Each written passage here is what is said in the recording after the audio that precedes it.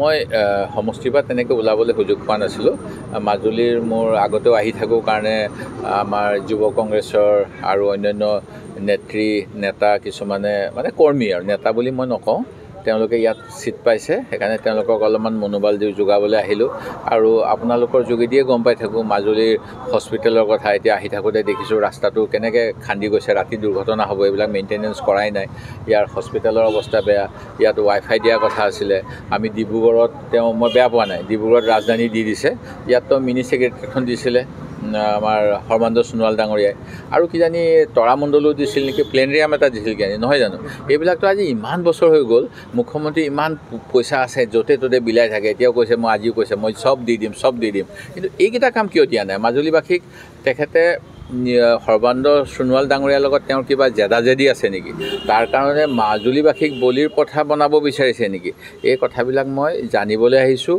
আৰু আমাৰ যদি পঞ্চায়ত হয় তেতিয়াহ'লে নিশ্চিতভাৱে এই তৃণমূল পৰ্যায়ৰ জনপ্ৰতিনিধিসকলৰ যোগেদি মাজুলীৰ সমস্যা সমাধানৰ বাবে আমি চৰকাৰক যুঁজ দিম। এই কথাটোকে মই ৰাইজক ক'বলৈ আহিছোঁ। ফলাফলটো ৰাইজৰ ওপৰত নিৰ্ভৰ কৰে। যদিহে তেওঁলোকে যোৱাবাৰৰ কথা মোক কৈ আছে বোলে বেলট বক্সবিলাক, মই এতিয়া বিশ্বাস কৰক, মই এই ৰতনপুৰ গায়ন গাঁও নামৰ গাঁওখনত মই অকণমান মানে মোৰ যোগাযোগখিনি কম হৈ যোৱাৰ কাৰণে ৰৈছিলোঁ। তাতে আলফা স্বাধীনত যোগদান কৰা মৃদুল হাজৰিকাৰ ঘৰৰ মুখতে ৰৈছিলোঁ। তেখেতৰ ঘৰত মোক ককায়েকে মাতি আনি, তেখেতৰ পেহীয়েকে মাতি আনি চাহ তাহ খোৱালে। তেতিয়া তেওঁলোকৰ ওচৰ পাজৰে থকা মানুহখিনিয়ে কৈছে, যোৱাবাৰতো ইয়াতে বোলে বেলট বাকচ কাঢ়ি লৈছিলে বোলে। যদি তেনেকুৱা নকৰে, গুণ্ডামি নকৰে, ভাল হ'ব। মই সমষ্টিৰ পৰা তেনেকৈ ওলাবলৈ সুযোগ পোৱা নাছিলোঁ। মাজুলীৰ মোৰ আগতেও আহি থাকোঁ কাৰণে আমাৰ যুৱ কংগ্ৰেছৰ আৰু অন্যান্য নেতা কিছুমানে মানে কৰ্মী আৰু নেতা বুলি মই নকওঁ, তেওঁলোকে ইয়াত ছিট পাইছে, সেইকাৰণে তেওঁলোকক অলপমান মনোবল যোগাবলৈ আহিলোঁ। আৰু আপোনালোকৰ যোগেদিয়ে গম পাই থাকোঁ মাজুলীৰ হস্পিটেলৰ কথা। এতিয়া আহি থাকোঁতে দেখিছোঁ ৰাস্তাটো কেনেকৈ খান্দি গৈছে, ৰাতি দুৰ্ঘটনা হ'ব, এইবিলাক মেইনটেনেঞ্চ কৰাই নাই। ইয়াৰ হস্পিটেলৰ অৱস্থা বেয়া।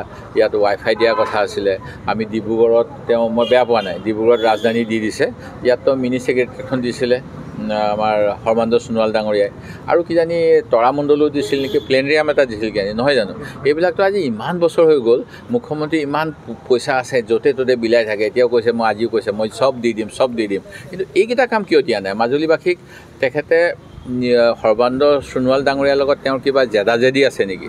তাৰ কাৰণে মাজুলীবাসীক বলিৰ পথা বনাব বিচাৰিছে নেকি? এই কথাবিলাক মই জানিবলৈ আহিছোঁ।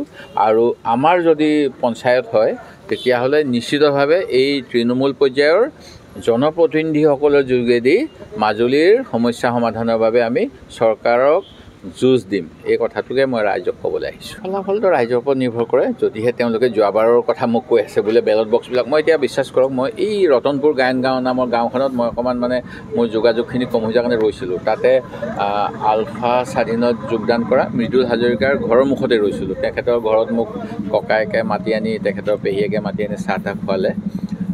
তেতিয়া তেওঁলোকৰ ওচৰ পাজৰে থকা মানুহখিনিয়ে কৈছে, যোৱাবাৰতো ইয়াতে বোলে বেলট বাকচ কাঢ়ি লৈছিলে বোলে। যদি তেনেকুৱা নকৰে, গুণ্ডামি নকৰে, ভাল হ'ব। যিকোনো খবৰৰ বাবে যোগাযোগ কৰক 7099017330 লগতে 7099017110 নম্বৰত।